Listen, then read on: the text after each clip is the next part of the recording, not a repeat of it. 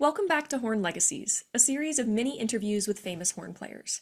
Today we're talking with chamber musician and tenor horn player Lisa Bontrager.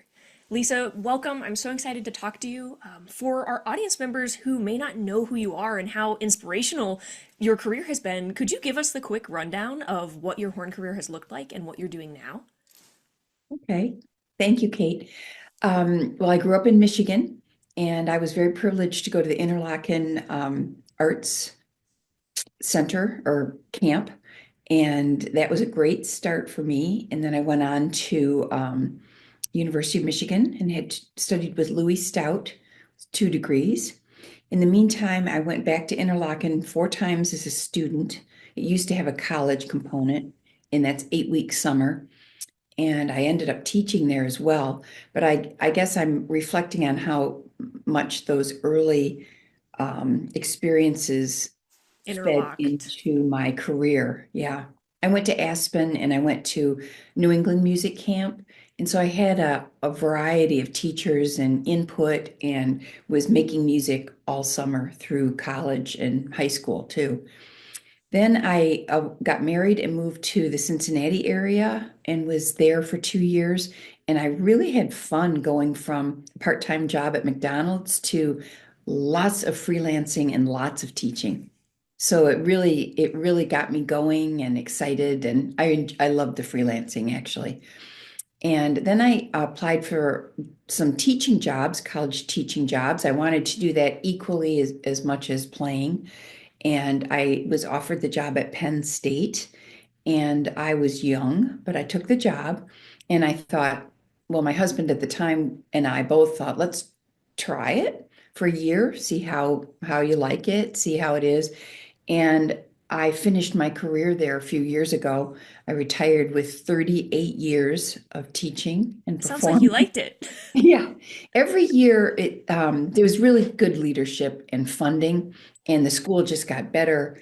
And I loved my colleagues, and a component of the job was woodwind quintet, faculty woodwind quintet.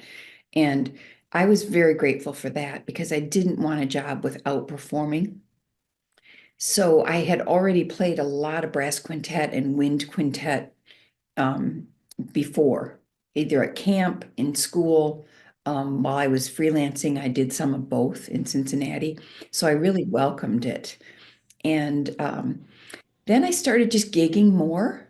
And while I was recruiting and teaching and playing with the Pennsylvania Quintet, and I eventually really had fabulous experiences. Like I played extra and sub with the Chautauqua Symphony and the Rochester Philharmonic and Baltimore Symphony.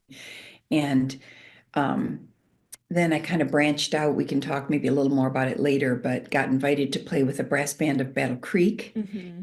And through connections in the brass band of Battle Creek, I was invited to join a brand new brass quintet called the Millennium Brass. And I played with that group for 20 years, and we did lots of international travel and a couple of recordings. And they're just that was the pinnacle of my chamber music experience, both musically, but also personally. Just great friends, great players, and every time I sat down with them, I had to rise to the level. Hmm. So, and we went to Greece about 5 times and Brazil and Germany. Sounds like a boring gig. Yeah, right. We had a lot of fun and they're just my best friends now. I mean, can't see them very often because we're all spread out, Hmm. but that was great. And I guess I just continued on a roll with a variety of things. And it turned out to be more chamber music than anything else, which I really love. I think I love all aspects of it. You can make your own decisions. You have um, a lot of input with a repertoire and tempos and lots of things. And I just love working with people. I'm very extroverted, so that part of it suited me really well. It still does. Yeah, it sounds like you got your fingers in almost every type of chamber music you possibly could, which if we think about horn players is honestly a little rare. True. And because I had all that chamber music playing, but not with another horn player, and the central Pennsylvania is beautiful, and I grew up on a dairy farm, so the rural aspect I love, but it's a drive to cities and other Mhm. great horn players, so I miss that. So somewhere along in my career, also over 20 years ago, I had a sabbatical and needed to think of something for a year that would be really inspiring. And I decided to ask Michelle Stapleton if she would like to form a duo with me. And I knew she had a similar job in that we could get university funding grants, similar schedules. And we both studied with Louis Stout. We both went to Interlochen and we're both from Michigan. And I didn't ever go to school with her. She's younger than I am. So we didn't overlap at school, but I always admired her playing at conferences. I thought, whoa, she's an amazing player. And I really wanted to pick somebody that was better than me to challenge me. And that worked out better than either of us ever dreamed because I think we had 20 years of performing and going And to that became symposium. your mirror image duet, correct? Exactly, right. We Mhm. talked a little with Michelle about that on her episode, and you guys did some recording as a duo as well. We did. We have two CDs. The first one is Mirror Image at the Opera, and the second is Mirror Image on Safari. And for the first one, Michelle's great at thinking of these themes, but for the first one, we commissioned somebody to Raymond Chase to arrange a lot of gorgeous opera duets. And of course, we had to listen to a lot of repertoire to Mhm. figure out which ones we wanted. I got help from some of my Penn State colleagues as well, but he was terrific at arranging, and we recorded the whole thing. The problem was it's really two first horns. So we had to be really strategic to make sure we each got a little Mhm. bit of a break. And then the second one on Safari is entirely commissions. We just took turns commissioning, and we asked the composers that we really admired to find an inspiration from any kind of travel, animals, anything far away on Safari. So that turned out to be a great project too. I know you also have several commissions on your solo album. Do you have any advice, having worked with so many composers in so many different contexts, for somebody looking to get into commissioning or wanting to work with composers? Can you share some wisdom with us? Sure. Well, I never sought in my early time of my career to do commissions. I love new music. Actually, I felt so overwhelmed learning repertoire. I've played in chamber orchestra here for 35 years. So there was some full orchestra down the road, another a regional orchestra. I played some with the Harrisburg Symphony, and I just felt constantly faculty recitals, overwhelmed with repertoire. But when you are in a position like I am, you can't record a famous, like the Irving Fine Quintet is pretty well known woodwind quintet. Well, it's already been recorded several Yeah. times by very What's well known. another one of the something that's happened? Exactly. And in a university position, you often have to kind of invent yourself, invent something, be creative. It forces you to be creative. So I did start to get interested in commissioning and got grants to commission. And what's involved? First of all, find the need. So, in other words, what's the instrumentation that you're looking for? The second thing is find composers that you admire. And some of them are busy. You contact them, request a piece, they'll want to know kind of the length that you're interested in. Possibly they might ask a little more, but you like to give them a lot of creative space. Of course, there's a price tag, unless it's a brand new composer, and there's some great brand new composers too that are just eager for the experience. But we had to work pretty hard in every instance to come up with funding. And I really tapped into the Mir Ramon commissioning Mhm. assistant grant through the IHS. Um, Often, very often, I bet maybe 10 times. That's And then great. That's a resource that I know is still available from the International Horn Society.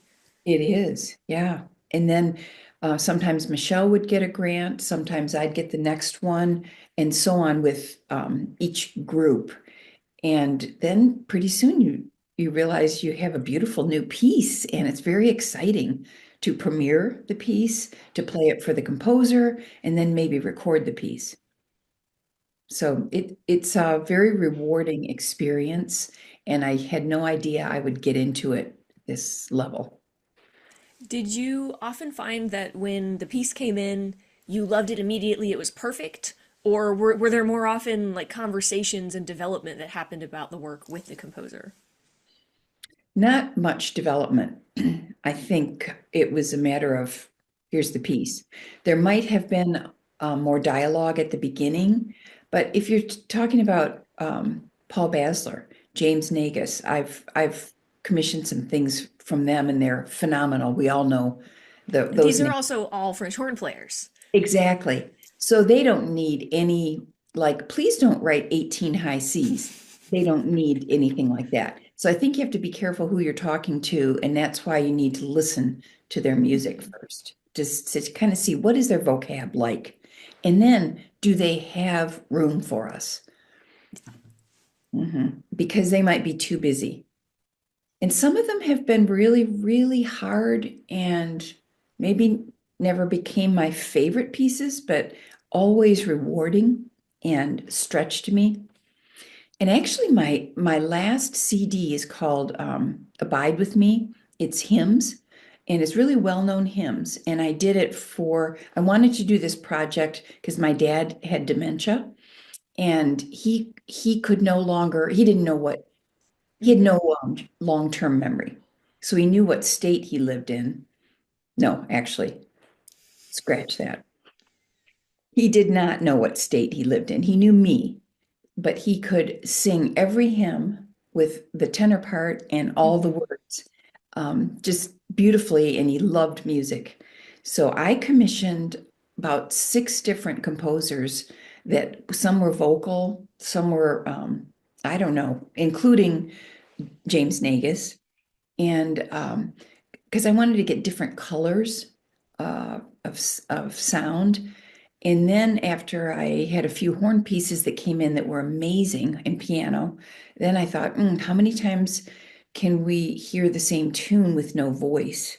So I asked a soprano, a phenomenal soprano, to join me, and then another horn player to join me. So we have about a third of them are horn and piano, a third are two horns and piano and maybe voice, and then about a third of them have the soprano. She only sang with a met.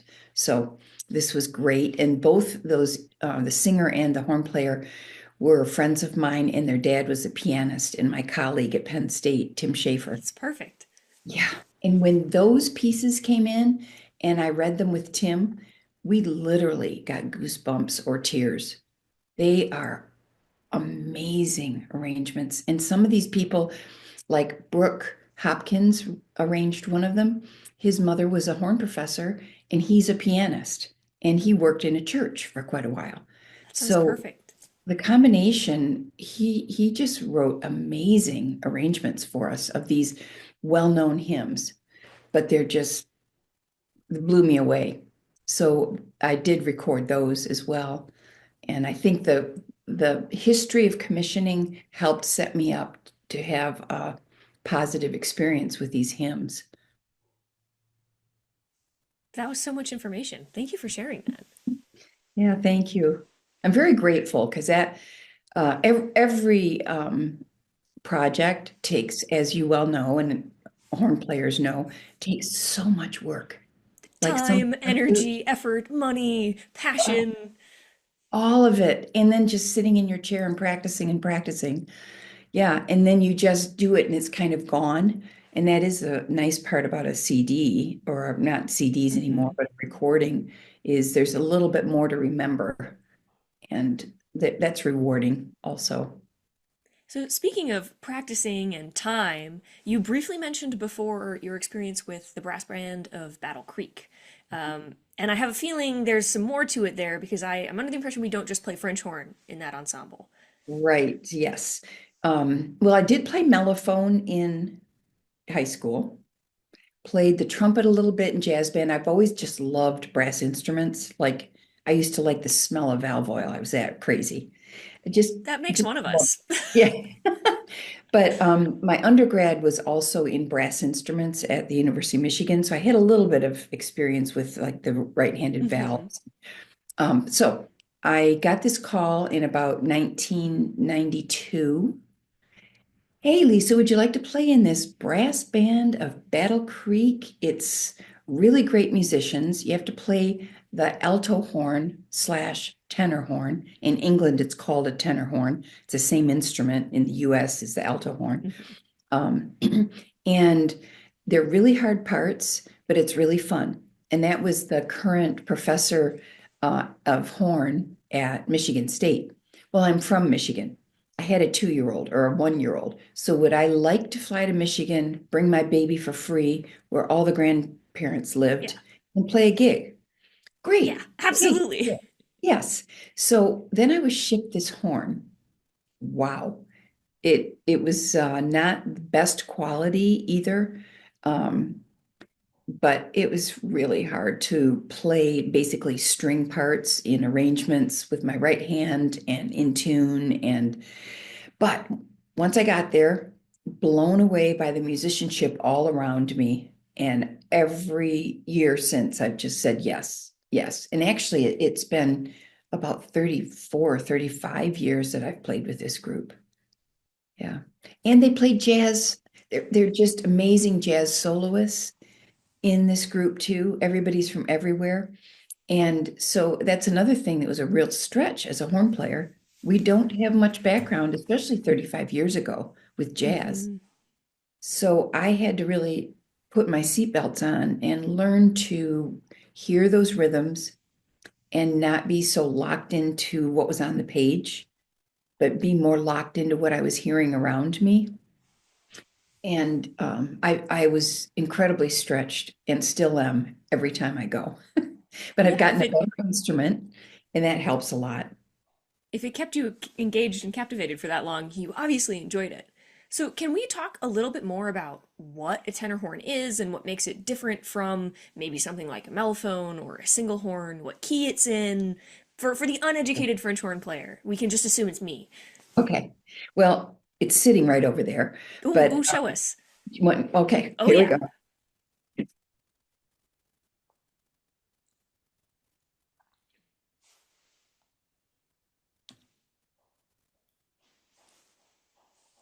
Here it is. So I play in this section with British players, and this is what they played.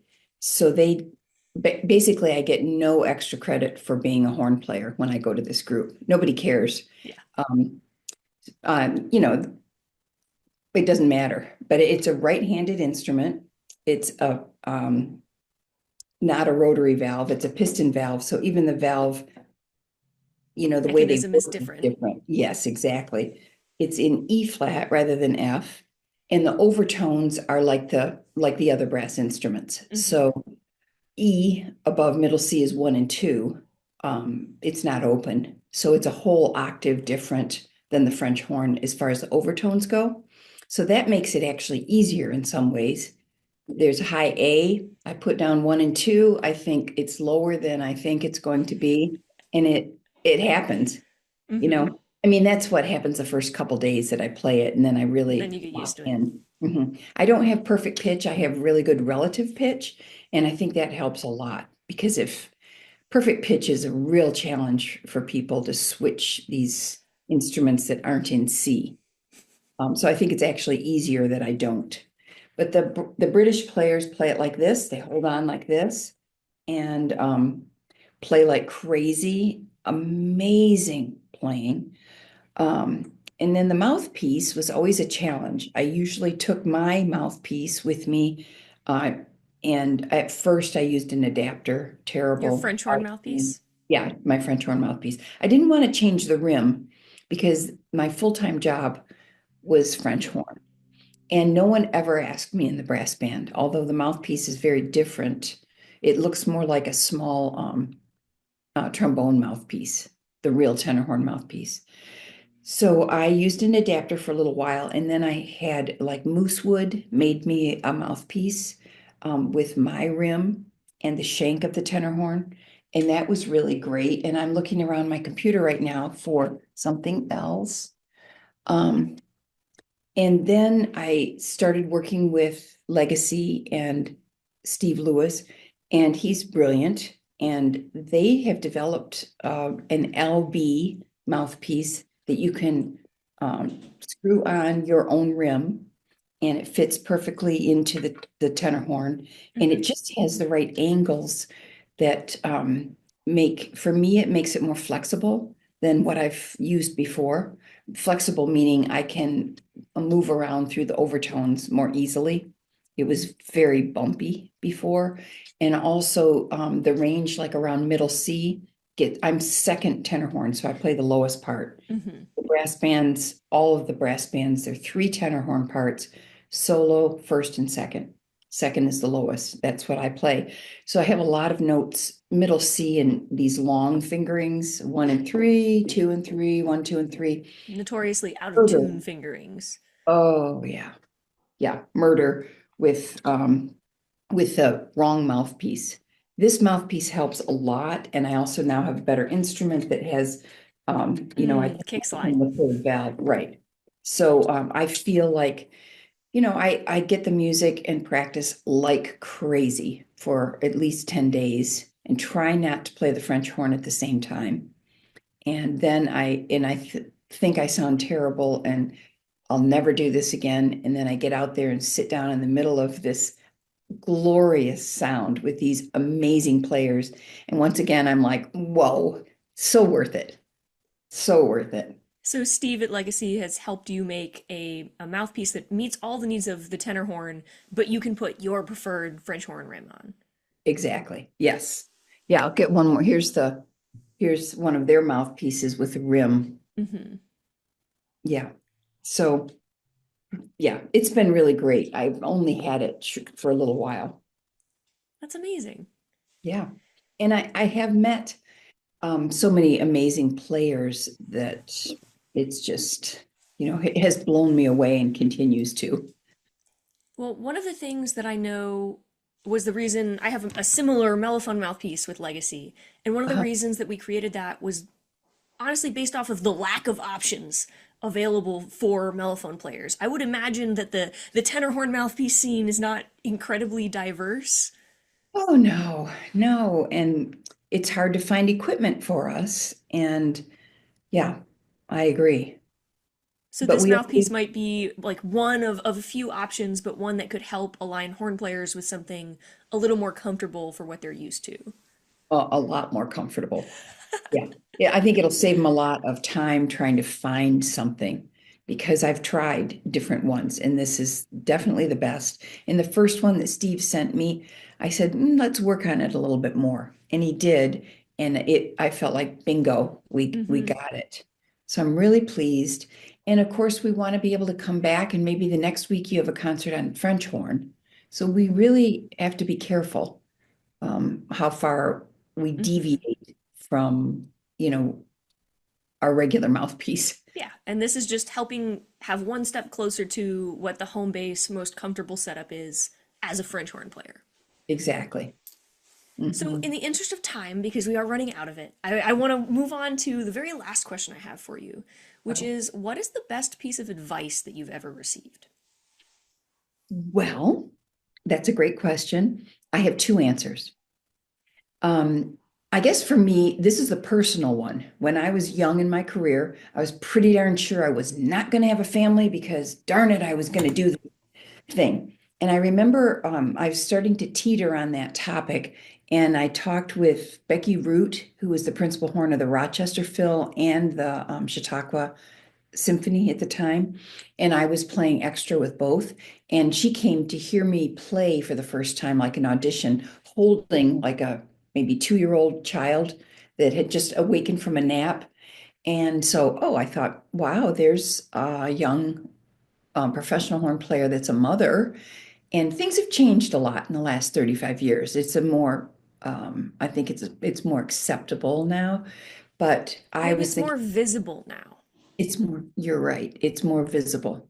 So I kind of asked her advice, and she said, "Oh, definitely." She had two young daughters at the time, and she said, "I feel that being a horn player makes me a better mother because I am happy and satisfied and challenged. And being a mother makes me a better horn player because I realize that how perfectly I play tonight is not the most important thing in the world." Takes the pressure off a little.